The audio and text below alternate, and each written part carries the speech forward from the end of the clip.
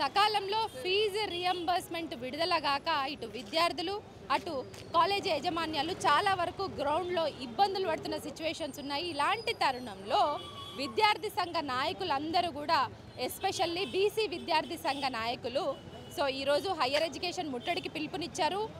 ప్రభుత్వం నుంచి మొండి బకాయిలు ఏవైతే ఉన్నాయో వెంటనే విడుదల చేయాలని వాళ్ళ ప్రధానమైన డిమాండ్గా కనిపిస్తుంది. మాట్లాడదాం. ప్రభుత్వం తరపున వాళ్ళు ప్రభుత్వంతో ఎలా ఫైట్ చేస్తారన్న విషయాలను అడిగి తెలుసుకుందాం.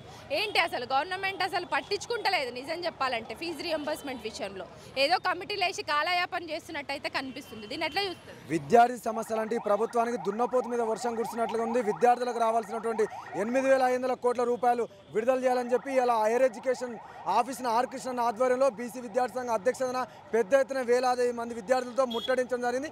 ఈ ప్రభుత్వానికి ఏమాత్రం చిత్తశుద్ధున్న కాలయాపన చేసే కమిటీలు మాకు అవసరం లేదు, విద్యార్థులకు న్యాయం చేసేటువంటి విధానాలే మాకు ముఖ్యమని చెప్పి మేము కోరుతున్న లేని ఏడల ఆర్ కృష్ణ ఆధ్వర్యంలో బీసీ విద్యార్థి సంఘం పెద్ద ఎత్తున ముట్టడి చేసి ప్రభుత్వాన్ని ఎక్కడికక్కడ దిగ్బంధం చేస్తాం. ఎమ్మెల్యే ఆఫీసులు ఎంపీ ఆఫీసులు ముట్టడిస్తాం, అతి త్వరలోనే సెక్రటరియట్ ముట్టడిస్తామని చెప్పి హెచ్చరిస్తున్నాం. ఇలా విద్యార్థులు విద్యా సంవత్సరం గడిచిపోయినా కానీ సర్టిఫికెట్లు ఇవ్వని పరిస్థితి ఉన్నది. ఇలా ఈ యొక్క యజమాన్యాలు కాలేజీలు బంద్ చేసినా ఈ ప్రభుత్వానికి ఏమాత్రం చలమతనం లేదు. ఒక విద్యాశాఖ మంత్రి గోడు చెప్పుకుందామంటే విద్యార్థులకు విద్యాశాఖ మంత్రి లేదంటే ఇంతకన్నా అసమర్థత ప్రభుత్వం ఎక్కడైనా ఉంటుందా? ఇదే ముఖ్యమంత్రి ఎన్నికల వాగ్దానంలో ఏమని చెప్పిన విద్యా భరోసా కార్డు 5 లక్షలు ఇస్తామని 5 లక్షలు కాదుగా 2 సంవత్సరాలలో గడిచిన 2 సంవత్సరాలలో 20 రూపాయలు గిట్ల ప్రభుత్వం ఇవ్వలేదంటే ఇంతకన్నా సిగ్గుమల్ల ప్రభుత్వం ఎక్కడ ఉండదు. ఈ ప్రభుత్వానికి ఎమ్మెల్యేలకు జీతాలు ఉంటాయి, ఎంపీలకు జీతాలు ఉంటాయి, లక్షల కోట్ల ఫ్లైఓవర్లకు స్కైఓవర్లకు మిషన్ భైరథకు మరి 4th సిటీ అని చెప్పి లక్షల కోట్లు ఉంటాయి. కానీ ఇప్పటివరకు 5 లక్షల కోట్ల అప్పులు తెచ్చారు. దాంట్లో ఇప్పటివరకు 10 రూపాయల బిల్ల గిట్ల విద్యార్థులకు ఇవ్వలేదంటే ఈ ప్రభుత్వం సిగ్గుతో తలదించుకోవాలి. ఇంకెన్నాళ్ళు విద్యార్థులతో ఆటలాడితే రానున్న రోజుల్లో పెద్ద ఎత్తున ఉద్యమిస్తామని చెప్పి హెచ్చరిస్తున్న ప్రభుత్వం వెంటనే విద్యార్థులు రావాల్సిన స్కాలర్షిప్ విడుదల చేయాలని చెప్పి ఈ ప్రభుత్వానికి అల్టిమేటం జారీ లేని ఏడల ఆర్ కృష్ణ ఆధ్వర్యంలో ఉద్యమాన్ని ఉవ్వెత్తు నేర్చి విద్యార్థులతోటి మరి వేలాది మంది విద్యార్థులు సీఎం ఆఫీసు సెక్రటరియట్ ముట్టడించి ప్రభుత్వాన్ని అట్టుడికిస్తాం. వెంటనే విద్యార్థులు రావాల్సిన ఫీజు స్కాలర్షిప్ విడుదల చేయాలని ప్రభుత్వాన్ని డిమాండ్ చేస్తున్నాం. ఇప్పటి వరకు విద్యాశాఖ మంత్రి లేకపోవడాన్ని ఎట్లా చూస్తారు? ఇంకా విద్యార్థుల విషయంలో ఫీజు రియంబర్స్మెంట్ చెల్లించకపోవడం ఇది చాలా దురదృష్టకరమైన సంఘటన. సీఎం గారి దగ్గరనే విద్యాశాఖ పెట్టుకొని కూడా ఆయన రాష్ట్రాన్ని నడిపే సీఎం గారే గత 2 సంవత్సరాల నుంచి విద్యార్థులకు స్కాలర్షిప్స్ ఫీజు రియంబర్స్మెంట్ ఏం చెల్లించక పిల్లలకు సర్టిఫికెట్స్ కూడా కాలేజీ యాజమాన్యాలు ఇవ్వకుండా వాళ్ళు ఇప్పుడు చాలా దురదృష్టకరమైన పరిస్థితి. వాళ్ళు చాలా ఇబ్బంది పరిస్థితుల్లో ఉన్నారు. సీఎం విద్యాశాఖని ఆయన ఆధ్వర్యంలో పెట్టుకున్నప్పుడు ఎంతో చిత్తశుద్ధితో ఆయన ఎప్పటికప్పుడు అడ్మినిస్ట్రేషన్ని ముందుకు చూసి పిల్లల సమస్యలపై ఆయన సదుద్దేశంతో ఎంబడే స్పందించి స్కాలర్షిప్స్ 8,500 కోట్ల రూపాయలు ఇమ్మీడియట్గా విడుదల చేయాలని డిమాండ్ చేస్తున్నాం.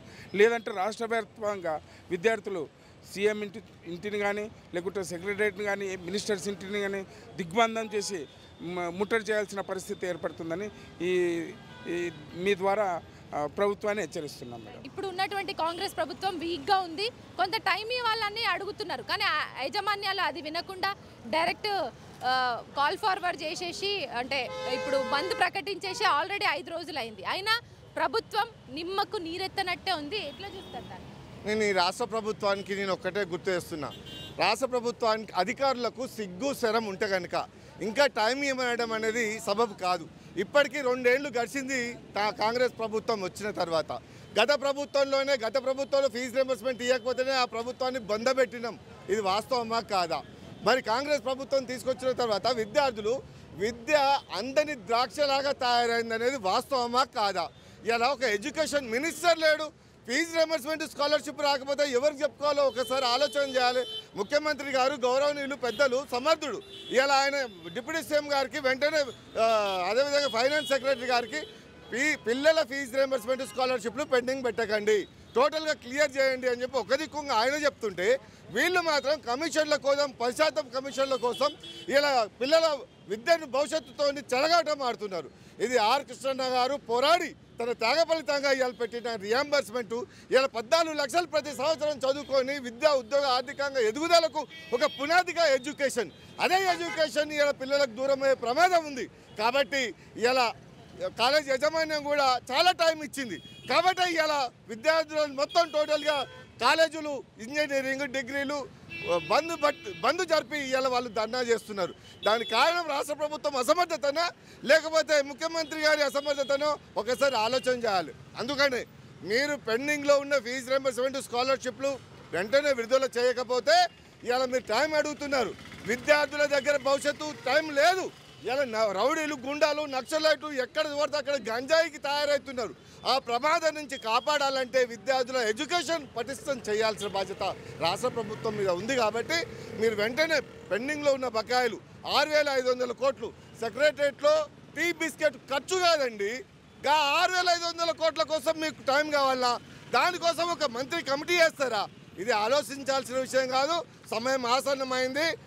మంత్రులకు అదేవిధంగా అధికారులకు కూడా హెచ్చరిస్తున్నా, వెంటనే రియంబర్స్మెంట్ ఫీజు బకాయిలు విడుదల కాకపోతే రాష్ట్ర వ్యాప్తంగా ఆర్ కృష్ణ గారి నేతృత్వంలో ఆర్ కృష్ణ ఆమె నిరాదీక్ష కూర్చోవడానికి సిద్ధంగా అవుతున్నాడు.